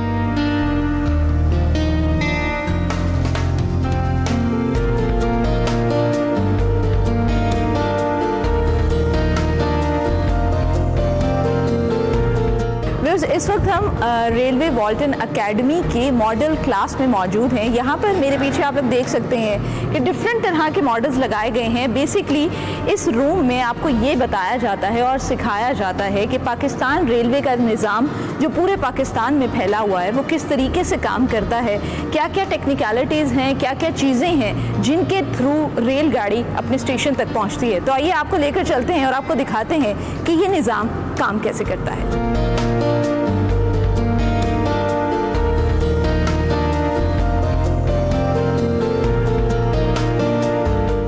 इस वक्त हमारे साथ जुल्फकार साहब और सफदर साहब मौजूद हैं। ये हमें बताएंगे कि ये मॉडल रूम का जो सिस्टम है ये किस तरीके से काम करता है। अस्सलाम वालेकुम, बहुत शुक्रिया आप दोनों के वक्त का। सबसे पहले तो मैं ये जानना चाहती हूँ, इस वक्त हम जहाँ पर खड़े हैं इस सिस्टम को क्या कहते हैं और ये काम कैसे करता है? Absolute block system. इसमें एक वक्त में एक डायरेक्शन में एक ही गाड़ी को अलाउ किया जाएगा। ठीक है। जब तक वो आगे वाले स्टेशन में पहुँच नहीं जाएगा, अराइवल नहीं होगा, दूसरी गाड़ी को हम अलाउ नहीं करते। अच्छा सफदर साहब, मुझे ये बताएं कि अभी आप लोग हमें बताएंगे कि ये काम किस तरीके से करते हैं। उससे पहले ये जो सिस्टम है ये है कितना पुराना और इसको कहते क्या है? ये इंस्ट्रूमेंट का नाम उस बंदे के नाम पे रखा गया था जिसने इसको बनाया था। इसका नाम है tyre double line block instrument. इसमें हम गाड़ी को जब एक सेक्शन से डिपार्चर करते हैं तो ब्लॉक सेक्शन में एक वक्त में एक गाड़ी चलती है। जब तक वो नेक्स्ट स्टेशन तक नहीं पहुंचती हम दूसरी गाड़ी नहीं चला सकते। इसे कहते हैं एब्सोल्यूट ब्लॉक सिस्टम। अभी हम ये करके आपको दिखाते हैं गाड़ी एक स्टेशन से दूसरे स्टेशन पर कैसे जाती है और उससे पहले ये जो इंस्ट्रूमेंट है ये कैसे काम करता है। Babar Nagar time 15/50 is line clear for 24 down. Akbarabad yes, line is clear for 24 down. अब मैं ड्राइवर को थर्ड फुट सीट दूंगा। सबसे पहले मैंने एडवांस स्टार्टर को डाउन करना, उसके बाद मैंने स्टार्टर को। अब ये थर्ड फुट सीट।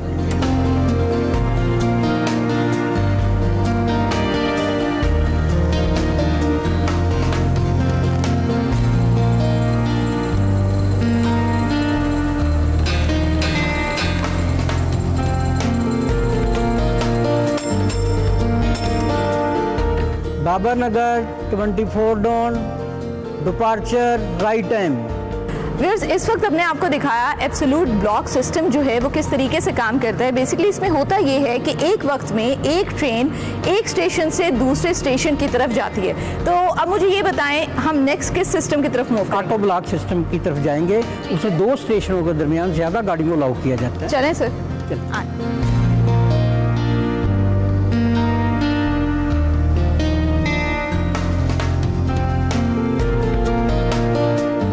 इस वक्त हम ऑटो ब्लॉक सिस्टम के पास मौजूद हैं। अच्छा, एक चीज़ मैं आपको बताती चलूँ कि रेलवे में टोटल 4 सिस्टम काम करते हैं, जिसमें से इस वक्त हम ऑटो ब्लॉक सिस्टम पे मौजूद हैं। तो सर मुझे ये बताएं कि ये सिस्टम किस तरीके से काम करता है? ऑटोमेटिक ब्लॉक सिस्टम, दो स्टेशनों के दरमियान हम गाड़ी को एक वक्त में एक से ज़्यादा गाड़ी भी चला सकते हैं। इसमें सिग्नल्स अपनी पोजीशन गाड़ी के गुजरने से चेंज करते रहते हैं।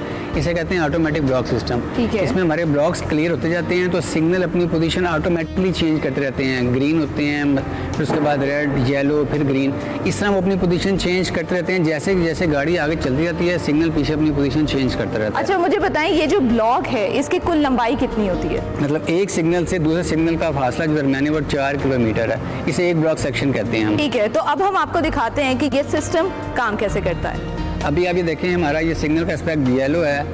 हम इधर से गाड़ी को चलाएंगे, गाड़ी चल रही है। ये देखें सिग्नल रेड है तो गाड़ी खड़ी हो गई क्योंकि आगे उसके ब्लॉक सेक्शन क्लियर नहीं है, ब्लॉक सेक्शन में गाड़ी है। अब जैसे ही हम ब्लॉक सेक्शन क्लियर करेंगे आप देखें सिग्नल अपना एस्पेक्ट चेंज करेगा और गाड़ी आगे मूव कर रहेगी। ये देखिए अब ये गाड़ी ब्लॉक सेक्शन में आती आती नेक्स्ट स्टेशन पे आ गई है, वहाँ पर आउटर सिग्नल पर खड़ी हो जाएगी। अब हम गाड़ी को रिसीव करने के लिए सिग्नल को डाउन करेंगे। ये आप 2 आर्म देख रहे हैं, ऊपर वाले आर्म है इसे आउटर सिग्नल कहते हैं, जो नीचे वाला फिश टेल की तरह का आपको लग रहा है इसको वार्नर सिग्नल कहते हैं। वार्नर सिग्नल को हम तब डाउन करते हैं जब गाड़ी ने उस स्टेशन पर ना रुकना हो और बगैर रुके अपनी उसी स्पीड से को कंटिन्यू करते हुए आगे चले जाना हो। ये मैंने स्लॉट दी है, मैंने लाइन नंबर 2 सेलेक्ट की है और 2 लाइन नंबर पे वो ट्रेन में रिसीव करूँगा।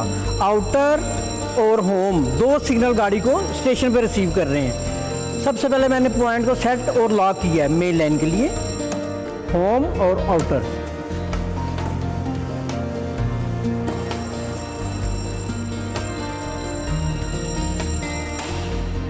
इस वक्त हम जिस सिस्टम पर मौजूद हैं इसे आम ज़बान में टोकन सिस्टम कहा जाता है और अभी हम आपको यहाँ प्रैक्टिकली करके दिखाएंगे कि किस तरीके से एक स्टेशन दूसरे स्टेशन से राब्ता करेगा और टोकन निकालेगा। तो सर मुझे एक तो ये बताइए कि ये सिस्टम काम कैसे करता है और दूसरा क्या आज के दौर में ये सिस्टम मौजूद है, फाल है? इस इंस्ट्रूमेंट को कहते हैं नील्स बार टोकन। ये इंस्ट्रूमेंट आज भी वर्किंग में है। इसमें क्या होता है, ड्राइवर को एक स्टेशन से दूसरे स्टेशन जाने के लिए एक टोकन दिया जाता है जो उसके लिए अथॉरिटी होती है कि वो एक स्टेशन से दूसरे स्टेशन मूव कर सकता है। इसमें मैं हैंडल प्रेस करूंगा तो दूसरा स्टेशन वहाँ मिल के काम करेंगे।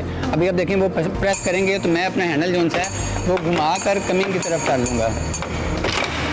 अब मैं प्रेस करूँगा तो आप देखें वहाँ से टोकन निकल आएगा।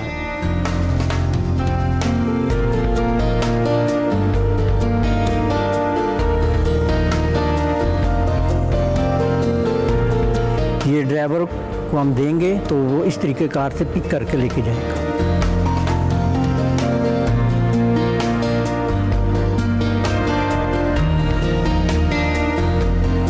नाज़रीन, वॉल्टन रेलवे एकेडमी एक जिंदा तारीख है।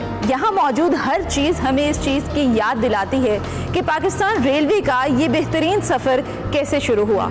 इसी के साथ मुझे इजाज़त दीजिए और देखते रहिए एक्सप्रेसो।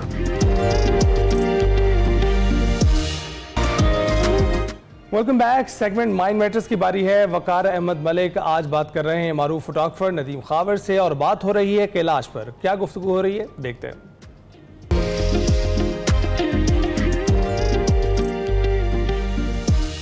अस्सलाम वालेकुम नाज़रीन, मैं वकार अहमद और आप देख रहे हैं माइंड मैटर्स। हमारे साथ नदीम खावर साहब मौजूद हैं जो पाकिस्तान के तूल व अर्ज़ में कोई जगह शायद ही उन्होंने छोड़ी हो जहाँ पे पाकिस्तान का कल्चर कैप्चर ना किया हो, लैंडस्केप ना किया और फिर न सिर्फ कैप्चर किया बल्कि मुख्तलिफ प्लेटफॉर्म्स पे जब उसको मुश्तहर किया या लगाया तो पूरी दुनिया के लिए पाकिस्तान का तारुफ जो है वो बहुत ही खूबसूरत हो गया। बहुत ही पॉजिटिव इमेज इन्होंने जिस तरह पोर्ट्रेट किया पाकिस्तान का। बहुत सारे पाकिस्तान में जो टूरिस्ट आते हैं, आप अगर उनसे पूछें कि वो क्यों आए हैं तो आपको वो पाकिस्तान के किसी न किसी फोटोग्राफर का नाम ज़रूर देंगे कि सोशल मीडिया के फ़लाँ तस्वीर देखी थी और फिर रह नहीं सके। उन्हीं फोटोग्राफर्स में एक बहुत नुमाया नाम जो है वो नदीम खावर साहब का। और नदीम खावर साहब से आज जो हमारी बात होनी है वो पाकिस्तान के एक बहुत ही खूबसूरत खित्ते हैं चित्राल के हवाले से। नदीम खावर साहब, चित्राल जो है इसका एक्चुअली इसका कल्चर लैंडस्केप बहुत हद तक जीबी और वो एक तो मिलता जुलता है, लेकिन ये जो एक जब हम कैलाश में जाते हैं तो ऐसे लगता है जैसे ये सब मसनूई है, कोई फिल्म का सेट लगा गया, अभी ये सेट उखाड़ के तो चला जाएगा, बस ये थोड़ी देर के लिए लगा हुआ है। मतलब आपको फील ही नहीं होता कि ये सब कुछ रियल है।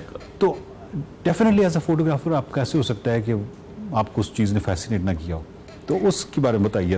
देखिए, मैं ज़िंदगी में जब पहली बार कैलाश की तरफ गया हूँ ना, तो जब हम जीप में जा रहे थे और उनके पहले गांव में एंटर हुए तो मैंने खेतों के अंदर जब कैलाश लोगों को देखा तो एकदम ऐसा लगा कि मैं शायद किसी और मुल्क में आ गया। सही बात, किसी अफ्रीका के कबीले में आ गया। तो ये वाकई ही एक फीलिंग आती है वहाँ का कल्चर, उनके स्पेशली ड्रेसेस जो हैं, क्योंकि मेन चीज़ तो किसी कल्चर का एक उसके ड्रेसेस हैं जो सबसे पहले आपको नज़र आते हैं और फैसिनेट करते हैं। तो ये वाकई ही एक टोटल डिफरेंट फीलिंग है जब एकदम आप वहाँ ऊपर पहुँचते हैं। वैसे कहते हैं पाकिस्तान पूरे में इतनी डाइवर्सिटी है, इतना तनव्वुर है, लेकिन अगर कोई मुझसे पूछना कि नहीं वो पाकिस्तान में बिल्कुल डिफरेंट इन्वर्टेड कामाज में मुकम्मल डिफरेंट, तो वो पूरे पाकिस्तान में मेरे जहन में सिर्फ और सिर्फ कैलाश वाली है। तो वहाँ पे आपका कैसा, यानी फोटोग्राफी वाले से कैसा तजुर्बा रहा? बेसिकली तो कैलाश जाना हुआ, यानी चित्राल जाता रहता था, तो फिर एक दफ़ा कैलाश भी गया, वहाँ पे भी कुछ काम किया, फिर उनका जो मेला होता है जुलाई में उस पर भी गए, तो डिफरेंट मौके पर जाते रहते, काम करते रहते। तो सबसे जो अहम चीज़ वहाँ पे है वहाँ के पोर्ट्रेट्स हैं, उनके ड्रेस के साथ, उनके कल्चरल।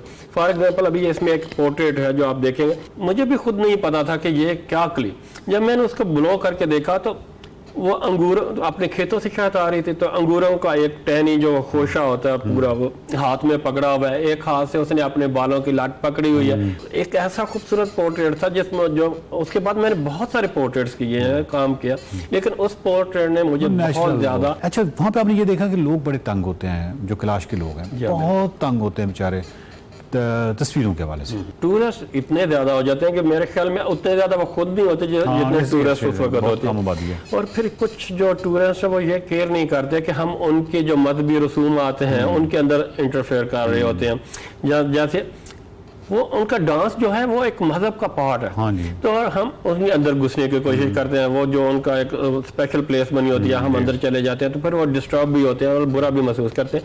लेकिन अगर आप अपनी लिमिट्स में रह के काम करें तो शायद उन्हें कोई ऐसा मजायका नहीं है कि कोई दखल अंदाजी नहीं फील करती। और मैं तो समझता हूँ कि वो इतना वो कीमती कल्चर है, इतना वो कीमती सब कुछ है कि मैं अगर बतौर तमाशाई या स्पेक्टेटर के तौर पे अगर मैं जाऊं तो मुझे तो बड़ी दूर से बड़ी एहतियात से देखना चाहिए ताकि इसको कोई गजंद ना पहुंचे और बस अपने फुट स्टेप्स छोड़ के वापस आ जाना चाहिए जाए कि मैं उस चीज़ को इस हद तक डिस्टर्ब करूं। हमारे पास वो बहुत कीमती है ना, मतलब इतनी कीमती है कि एक एंथ्रोपोलॉजिस्ट, एक हिस्टोरियन, एक ऐसा बंदा जो नफ्सियात जानना चाहता है, इल्म नफ्सियात का तालिब इल्म है, उसके लिए वो इतनी प्योर फॉर्म में वो कम्युनिटी है कि वो बाकी तो सब पोल्यूटेड है, बाकी तो सारी चीज़ों को बहुत मसाइल है, लेकिन वो इतना प्योर है कि वो एक बहुत कीमती ख़जाना है जिसको हम शायद उस तरह उसकी कदर नहीं करते।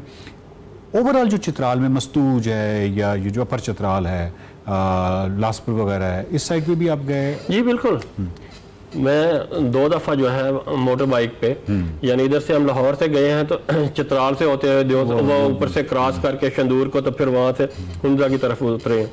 और स्पेशली मुझे वो याद है कि जब वो एक दलदले के दिन थे तो हम हुंजा जा रहे थे तो रास्ते में दलदला आ गया, तो वो रास्ते सारे उधर के तो बंद हो गए, तो हमें किसी ने बताया कि ये वाला रास्ता खुला हुआ है, तो हम बरास्ता चित्राल से होते हुए हुंजा पहुँचे थे। तो हमें 3 दिन लगे और कम्युनिकेशन का भी सारा सिस्टम डिस्टर्ब हो गया था, तो पीछे सारे तो परेशान भी हुए कि यार बंदे गए हुए हैं, कहाँ गायब हो गए, लेकिन हम वहाँ से होते हुए पहुँच गए थे। तो मैं 2 दफ़ा मोटर बाइक पे यहाँ से इसको क्रॉस कर चुका हूँ। त्रिशमीर के साथ आपकी कोई मोहब्बत? जी बिल्कुल है। त्रिशमीर देखिए जी, उस साइड का सबसे बड़ा माउंटेन, अपनी रेंज का सबसे बड़ा माउंटेन है, और उससे कैसे मोहब्बत है एक माउंटेन लवर के तौर पे मैंने हमेशा कोशिश किया कि डिफरेंट पॉइंट से उसको कैप्चर करूँ ताकि उसके साथ को फोरग्राउंड में कल्चर या हिस्टोरिकल बिल्डिंग, आपने मस्जिद को भी रखा है जी हाँ, वहाँ उसको कैप्चर किया। तो ये तो मेरी पहली एफर्ट होती है कि अर्ली मॉर्निंग जब उसके पहली राइड पड़ती है तो वहाँ उसको कैप्चर किया जाए। ज़बरदस्त ज़बरदस्त। कभी माजी करीब, अब सॉरी मुस्तकबिल करीब में कोई इरादा चित्राल का? इंशाल्लाह उम्मीद है पूरी, जब तक जिंदा है। आप समझते हैं कि आपने चित्राल को कवर कर लिया है या नहीं, चित्राल अधूरा है? नहीं एज ए फोटोग्राफर कभी कोई भी चीज मुकम्मल नहीं हो सकती, सब अधूरी है। कोशिश है दोबारा चांस मिले और जाए।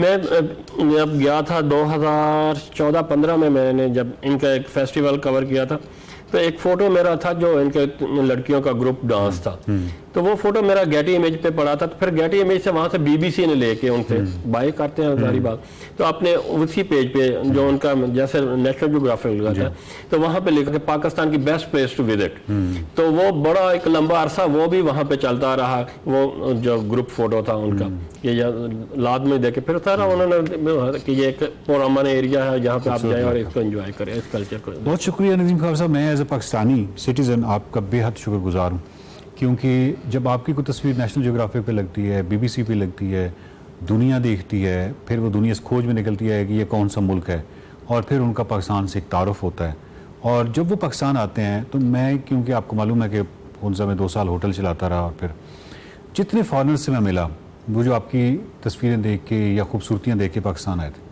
तो पहली जो चीज़ उनकी थी वो ये थी कि पाकिस्तान का जो इमेज पोर्ट्रेट किया गया वो कितना बिल्कुल और है, और जब वो पाकिस्तान आते हैं तो वो देखते हैं कि यार ये तो मुल्क बिल्कुल ही और है। यही बात हॉस्पिटैलिटी के हवाले से खूबसूरत। फोटोग्राफर से मैं यही समझता हूँ कि अगर मेरी फोटो को देख के अगर 1, 2, 4, 5 लोग भी वहाँ से ट्रैवल करके इधर आ जाते हैं तो शायद ये कामयाबी हो जाती है। Thank you very much Nadeem Khawar साहब।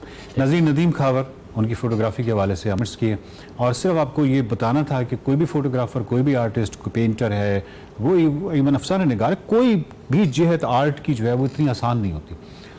एक तस्वीर जो हम बस देख के गुजर जाते हैं, उस तस्वीर के पीछे, उस पेंटिंग के पीछे उस आर्टिस्ट का कितना ज़्यादा वक्त, यानी सरमाया, वक्त बतौर सरमाया सर्फ हुआ है, और वैसे जो सरमाया वो सर्फ हुआ है, फिर उसकी मेहनत है, उसकी लगन है, उसकी लर्निंग का एक पूरा एक तवील प्रोसेस है। उस सारा का अगर आप टाइम कैलकुलेट करेंगे उस एक आर्टिस्ट का एक तस्वीर पे कितना टाइम लगा हुआ है, तो आपको आइडिया होता है कि वो कितनी वैल्यू है उस तस्वीर की और उस आर्टिस्ट ने कितना कमाल किया। सो इस सिलसिले को आगे बढ़ाएंगे पाकिस्तान के और जो नामी ग्रामी फोटोग्राफर्स हैं, पेंटर्स हैं, जिन्होंने पाकिस्तान का बहुत पॉजिटिव इमेज जो है पूरी दुनिया में पहुंचाया है, उनसे बातचीत का सिलसिला जारी रहेगा। देखते रहिए माइंड मैटर्स।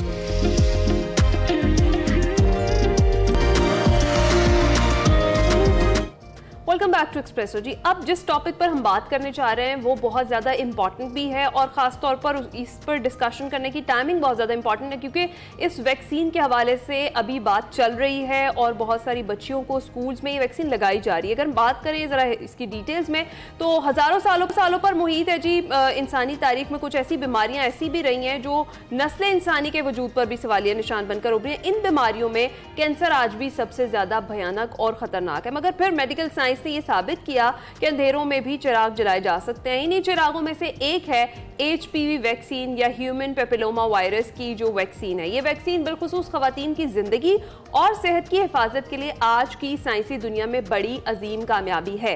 ऑस्ट्रेलिया, बरतानिया, नॉर्वे जैसे ममालिक में ये वैक्सीनेशन प्रोग्राम जो है इस हद तक कामयाब रहा कि वहाँ नौजवान नस्ल में सर्वाइकल कैंसर की शरह निफ्स से भी कम हो गई है। पाकिस्तान में हर साल तकरीबन 5000 खवातीन सर्वाइकल कैंसर का शिकार होती हैं, जबकि अमवात की शरह 60% के करीब है, क्योंकि अमूमन मर्ज की तशखीस ही देर से होती है। ये बीमारी सिर्फ औरत तक महदूद नहीं रहती है, बल्कि खानदान की बका, बच्चों की तरबियत और समाज की अखलाकी साख्त को भी बहुत मुतासर करती है। ऐसे में HPV वैक्सीन का इस्तेमाल नागुज़ीर दिखाई देता है। पाकिस्तान में इस वैक्सीन के फरोग में कई रुकावटें दरपेश हैं। कुछ हल्के इसे मगरबी साजिश करार देते हैं और मजहबी बुनियाद पर मुखालफत करते हैं, जबकि वालिदैन में ये खौफ भी पाया जाता है कि वैक्सीन नौजवानों में मनफी असरात मुरतब करेगी। लाइल्मी और कम इल्मी की वजह से अक्सर इसे गैर ज़रूरी या गैर महफूज समझा जाता है। इसी हवाले से जो हकाइक है वो हमने जानने हैं और हमारे साथ मौजूद है हमारी general physician doctor rubia Usman, उनसे जान। बिल्कुल डॉक्टर साहब, आप बहुत बहुत शुक्रिया हमें ज्वाइन करने के लिए। कैसी हैं आप? अस्सलाम वालेकुम जी, thank you for having me and thank you for raising such an important topic. बिल्कुल, तो ये बताइएगा कि HPV वैक्सीन जो है ये है क्या और इसके इंसानी जिस्म के लिए क्या फवायद है? सबसे इंपॉर्टेंट बात जैसे आपने किया ना, I love that introduction, it was so beautiful.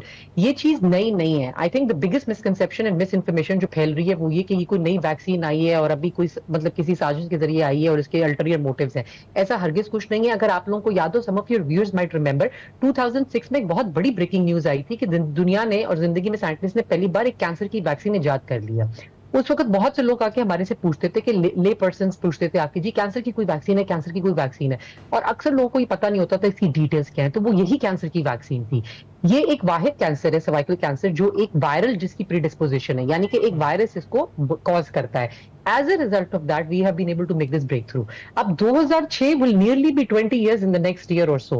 ये वैक्सीन यूके में 2008 में आई, यूएसए में तो 2006-2007 में शुरू होगी थी, FDA ने अप्रूव की थी। जापान, चाइना ने 2009-2010 में शुरू कर दी। And I really want to stress कि बांग्लादेश ने लास्ट ईयर अक्टूबर 24 में इसको लॉन्च किया। And now the Bangladesh public is so ahead of us that they are 93% of their young women will be protected from this by the time ये national immunisation programme का हिस्सा बनेगी। तो ये पहले फेज में जब लॉन्च हुई थी तो ये कुछ ममालिक में ऑप्शनल तौर पे जैसे दी जाती थी, to put it very very simply. Later on और नाउ करंटली 100 यानी 100 ममालिक में ये मैंडेटरी वैक्सीनेशन प्रोग्राम का हिस्सा है। और वहां पर इसके रिजल्ट तो नई हरगिज नहीं है।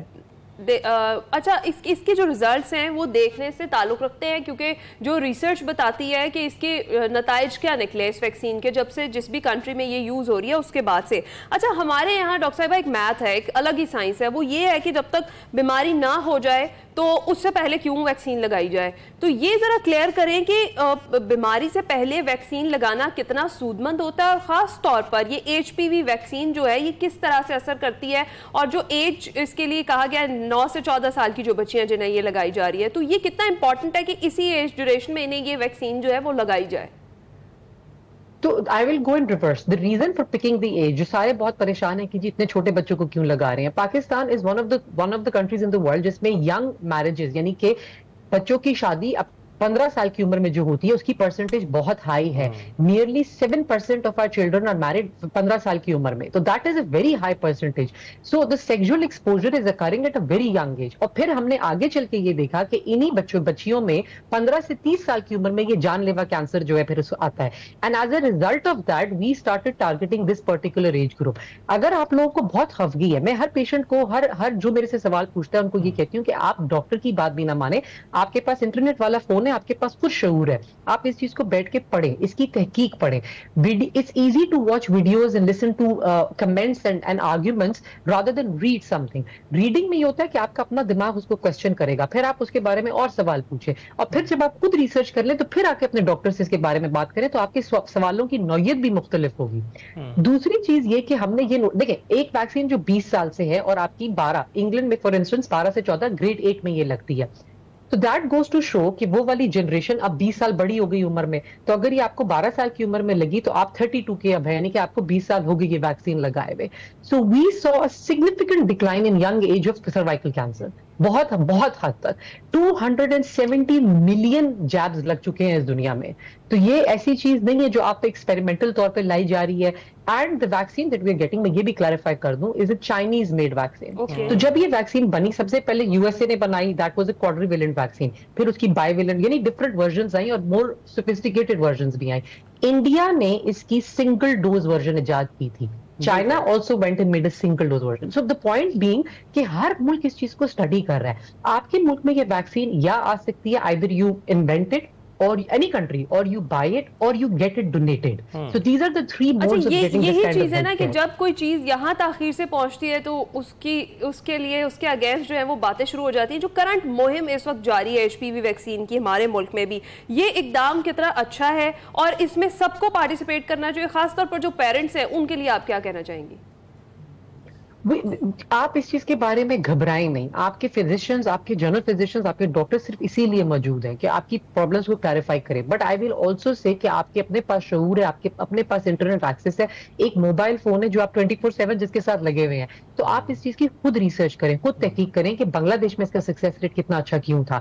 अगर आप एशियन कंट्री से कंपेयर करना चाहते हैं अपने आप को, और अगर आप वेस्टर्न कंट्री से करना चाहते हैं तो उसका तो डेटा अनगिनत है almost. There are lots of literary magazines and articles, lots of research has been done. Over 200 articles have been published on just criticizing and discussing this. तो ये सारी बातें आप पढ़ें. अगर आप बहुत घबरा रहे हैं इसके बारे में तो आप आके अपने फिजिशियन से इसके बारे में रुजू करें and get your myths Busted. बिल्कुल डॉक्टर साहब, आप बहुत बहुत शुक्रिया. फिजिशियन से राब्ता करें और उसके बारे में पढ़ें. ये तो आम डॉक्टर्स कह ही रहे हैं. तो जो खदशात हैं, जो खतरात हैं, बिल्कुल उन्हें बलाए ताक रखकर आप इस वैक्सीन को लगवाएं. ये मुफीद साबित होगी. ब्रेक के बाद हासिल. Welcome back. कारवां सराय की कुछ झलकियां शामिल करते हैं. मुस्तनसर हुसैन तारड़ साहब सैलाबी सूरत हाल पर बात कर रहे हैं. आइए देखते हैं. कारवां सराय में क़याम करने वाले तमाम मुसाफिरों की खिदमत में मेरा सलाम पहुँचे. और मैं एक माजरत भी करना चाहता हूँ जो मेरे बस में नहीं है. वो ये है कि आसपास कुछ सैलाबी रेले आए हुए हैं जिनकी वजह से कारवां रुक गए हैं. और वो कहा जाता है ना कि जो खुश्क नाले होते हैं जिनमें पत्थर होते हैं, चाहे एक अरसे से उनमें पानी ना आया हो, कभी ना कभी पानी उनमें आता है. इसलिए कि एक रवायत के मुताबिक वो पत्थर जो है, जो गीटे हैं, वो दरियाओं के अंडे होते हैं, पानियों के अंडे होते हैं और वो अब वापस अपने अंडों के पास आते हैं. चुनांचे कुछ अर्सा ये कैफियत रहेगी. जब बेहतर होगी तो आपका कारवां फिर से जारी और सारी हो जाएगा. तो आपका क्या ख्याल है कि क्या डैम इसका आपा है? देखिए, जो पानी के हवाले से मुख्तलिफ़ किस्म के स्ट्रक्चर बनाए जाते हैं, डैम उनमें से एक स्ट्रक्चर है. हाँ. तो कोई एक स्ट्रक्चर सारे मसले का हल नहीं होता. तो डोंट यू थिंक कि भाई कोई और तरीका होना चाहिए, कोई रिजर्वायर या कोई ऐसी चीज़ जिससे ज़मीन को, कल्चर को, लोग वहाँ से मिसप्लेस ना हो? कोई ऐसा तरीका नहीं हो सकता? देखिए, ऑलरेडी भी पाकिस्तान में जो डैम है वो सिर्फ 14 मिलियन एकड़ फीट पानी स्टोर करते हैं. जो मंगला, तरबेला और तीसरा कौन सा? 2 ही मेजर रिजर्वायर हैं, 2 ही हैं. मंगला जो है वो 6.5 मिलियन एकड़ फीट का और तरबेला को 8 मिलियन एकड़ फीट का, तो 14 मिलियन एकड़ फीट पानी स्टोर करते हैं। हमारा सालाना जो दरियाओं में पानी आता है वो 140 मिलियन एकड़ फीट है। तो वह स्टोरी तो हमारे पास ऑलरेडी 10% भी नहीं है, 10% से कम है। 90% पानी तो पहले भी फ्लो होके आ रहा है। मसलन नील का हमेशा सैलाब जो है वो एक नेमत समझा जाता था, क्योंकि उससे मिट्टी जो आती थी जरखेज, और उसके बाद नासिर डैम बन गया। ऑब्वियसली पुराने बुजुर्गों का ये कहना है कि वो जो सैलाब आता था, जिस तरह इस पूरे खित्ते की सरजमीन जरखेज होती थी, जो मिट्टी लेके आता था, वो अब नहीं आता, और अब हमें कीमियाई खादों पे इन्हिसार करना पड़ता है, और हमारी फसल उतनी नहीं होती और कीड़ा मकोड़ा भी ज़्यादा होता है। देखिए पहले तो ज़राअत का पैटर्न ही डिफरेंट था ना, नहरें नहीं थी या बहुत कम थी, वो भी सैलाबी नहरें होती थी कि दरिया के अंदर से ही आप पानी लेके आ रहे हैं और उसी से एग्रीकल्चर कर रहे हैं। जहाँ तक खादों वगैरह, क्योंकि पानी में तो सिल्ट अभी भी आती है। देखिए दरिया सिंध पे अगर तरबेला बन गया है तो काबुल पे तो कोई दरिया पे तो कोई बराज नहीं, कोई डैम नहीं बना हुआ ना, तो वहाँ से पानी अनइंटरप्टेड आ रहा है। हमारे जो झेलम है या चिनाब है या ये जो बाकी रिवर हैं, इसमें ऊपर डैम बने हुए हैं, लेकिन नीचे 400-500 किलोमीटर में जो आ रहा है तो वहाँ से भी ये मिट्टी लाता है। क्योंकि पानी की एक खासियत ये भी है कि पानी ने एक ख़ास मकदार में मिट्टी अपने अंदर रखनी होती है, इसके बगैर पानी नहीं चल सकता। तो अगर आप पानी को बहुत ज़्यादा साफ़ भी कर दें तो ये दरिया के रास्ते से मिट्टी उठा लेता है और उखाड़ देता है। तो ये थी कुछ झलकियां कारवा सराय की। देखना मत भूलिएगा इस बार का कारवा सराय इतवार शब 8 बजे सिर्फ एक्सप्रेस न्यूज़ पर। और तार साहब भी सैलाब की बात कर रहे थे, सैलाबी सूरत हाल की जब बात कर रहे थे, तो मैं अपने प्लेटफॉर्म के तवज्जो से आप लोगों से एक बार फिर से दरख्वास्त ये करना चाहूँगी कि रेस्क्यू वर्क हो चुका है। जनूबी पंजाब में बहुत तबाही हुई, सिंध में, अंदरूनी सिंध में खासतौर पर बड़ी तबाही हुई है, कच्चे के इलाके डूबे हुए हैं। जनूबी पंजाब में अलीपुर पीरवाला और जलालपुर पीरवाला की जो तहसीलें हैं वो बहुत ज़्यादा सैलाब से मुतासर हुई हैं। तो आप जिस कदर हो सकता है इन लोगों की मदद कीजिए। ये वो सूरत हाल है जिसमें हमने एक दूसरे का सहारा बनना है, एक दूसरे की सपोर्ट करनी है। जितना राशन, जितना जानवरों का चारा आप यहाँ तक पहुँचा सकते हैं आप पहुँचाइए, और ऐसे में एक दूसरे के साथ खड़े हुए। और वीकेंड पर भी आपने 2 काम करने हैं, एक तो ये कि बेस्ट ऑफ एक्सप्रेसो आपने ज़रूर देखना, दूसरा ये कि मैच एंजॉय कीजिएगा। और दुआएं तो हम सभी कर रहे होंगे, लेकिन अब मैं टीम से भी यही रिक्वेस्ट करूंगी कि प्लीज़ आप भी परफॉर्म करें। और ये जो हमारे शाहीन है ना, वो भारतीय सूरमाओं को ज़रा धूल चिटा दे ताकि क्रिकेट शायकीन के दिल को भी सुकून आ जाए। इसके साथ ही हम आपसे इजाजत चाहेंगे, मुलाकात अब होगी पीर को। अपना ख्याल रखिएगा। अल्लाह हाफ़िज़।